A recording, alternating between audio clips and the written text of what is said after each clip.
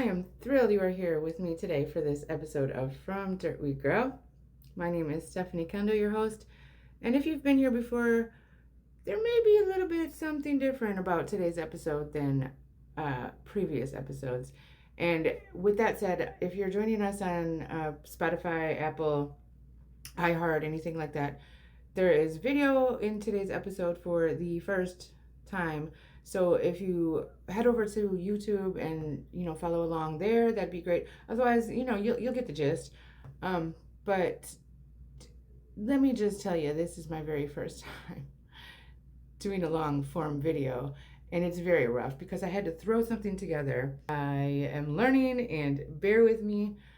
And thank you so much for being here, and thank you so much for your patience, because this is gonna be rough. This is gonna be a rough video. Let me tell you that I'm being honest. I had a good reason. Okay, now how about focus on the content and not on the delivery, because it's not gonna be great.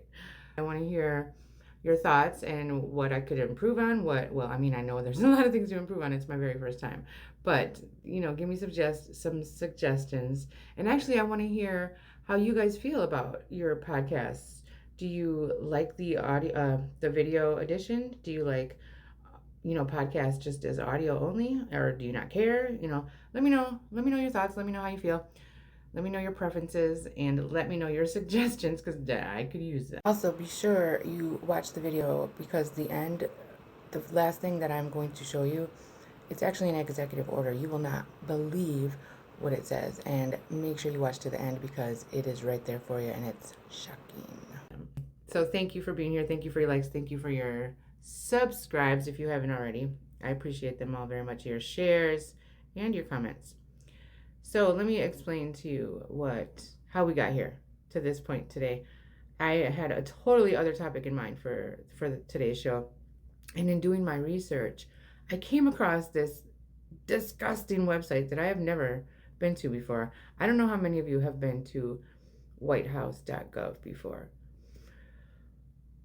Let me tell you, this is my first time happening upon it, and I just had to share it with you guys. I had to change up my whole episode just to be able to show you guys this insanity that is our administration. So let's get to it. Let's get into it here. We have right here the Department of Justice says it'll seek the death penalty for heinous crimes against humanity, including killing law enforcement and illegal migrants who maim and murder Americans. Okay, I know, gosh darn well, DJT is not talking about heinous crimes. I mean, that's like his middle name. And humanity, that's not even in their vocabulary. And where is this same energy when officers murder unarmed civilians, when law enforcement is caught on camera choking the life out of people, or like firing 60 rounds into someone running away? And why are we only talking about crimes against Americans? You don't get to cherry pick what qualifies as a crime against humanity just to fit your political agenda.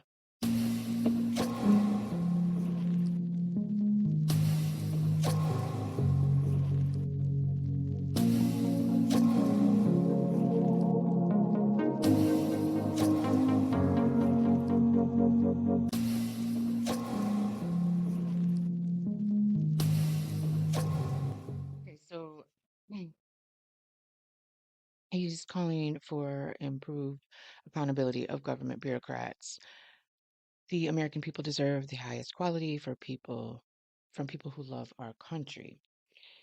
Yeah, you have no right to talk about accountability when you're not accountable for your actions. He's not accountable in any kind of way. The American people deserve the highest quality service from people who love our country. It should say the American people deserve the highest quality of service from our leaders, but that's not going to happen, apparently.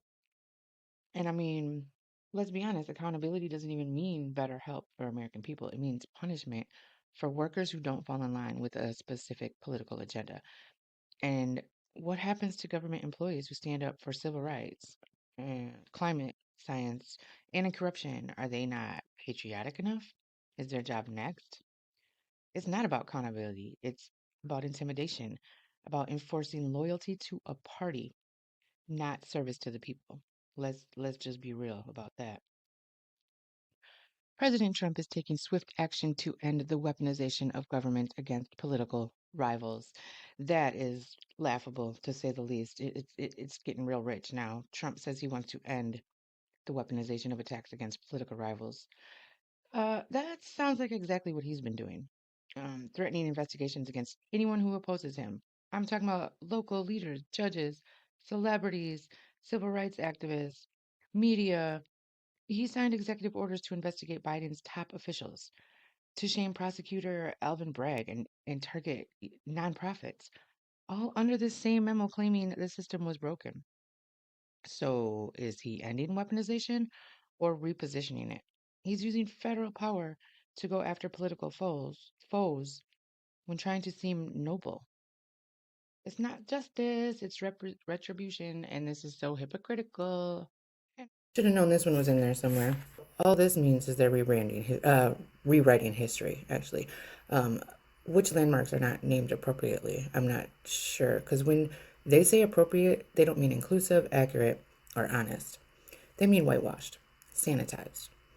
They want white people's past to look better because it looks real bad as it is right now. So this isn't about preserving history. It's about preserving power. Monuments aren't just stone and steel, they're messages. So if you're renaming them to fit your agenda, you're not sending the right message because the truth is the only thing that matters. This little gem here, preventing woke AI in the federal government. Now, this is freaking scary because what he's saying is coding in their version of history, their version of justice, and shutting out like everybody else. This isn't about making AI neutral. It's about making it blind, obedient, and very dangerous. One of the most pervasive and destructive of these ideologies is so-called DEI. I mean, he's going to model AI in their views, in their ideologies.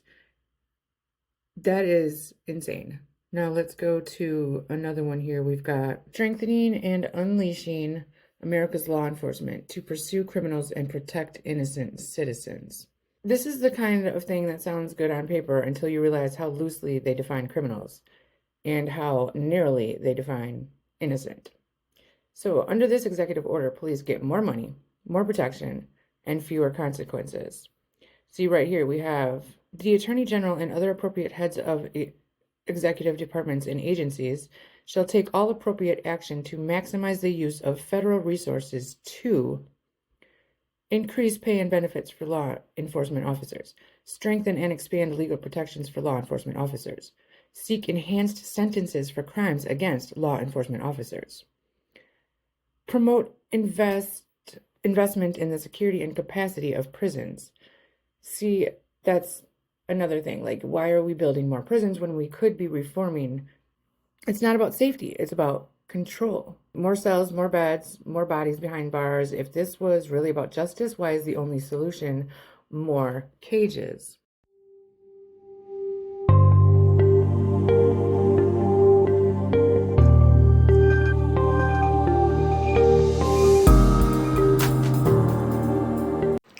Okay, so now the last thing I want to show you is this executive order right here.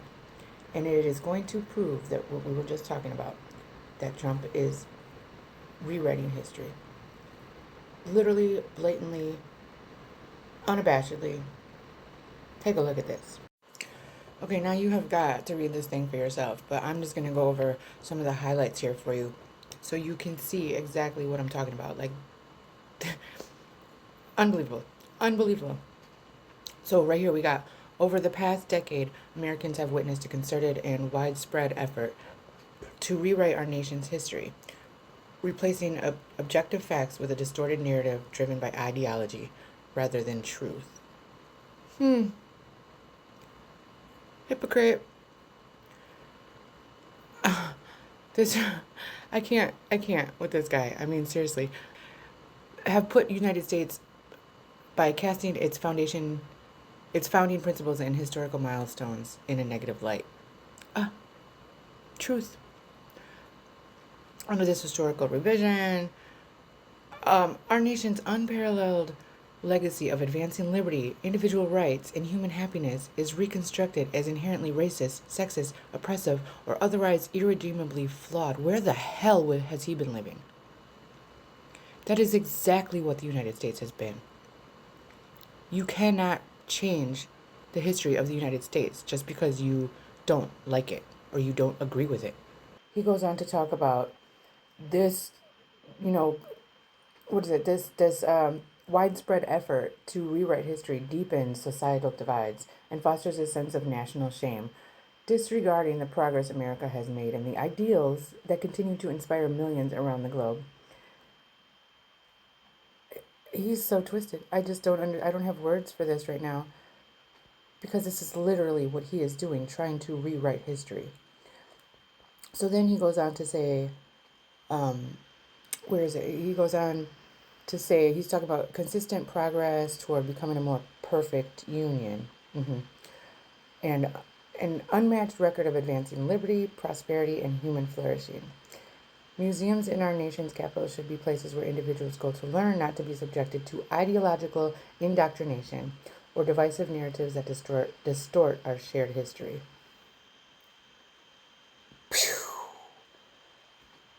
Mind blown. I'm talking about mind absolutely blown right now. Do you see these words on this page? Well, there you have it. That was just a small chunk of the things to deep dive into. The hypocrisies on that website, I couldn't even believe it. I urge you to check it out for yourself. It is mind-blowing, as I said. And I want to thank you for being here. I want to thank you for listening. I want to thank you for sharing, because this is pretty interesting to a lot. I'm sure it'll be interesting to a lot of people. Please share it. Please like it and subscribe if you liked it. I will appreciate you ever so much. And be sure to come back next week for another episode of From Dirt We Grow. I don't know if it'll be video or audio, but we'll see how it goes. Thanks, guys. Have a good day.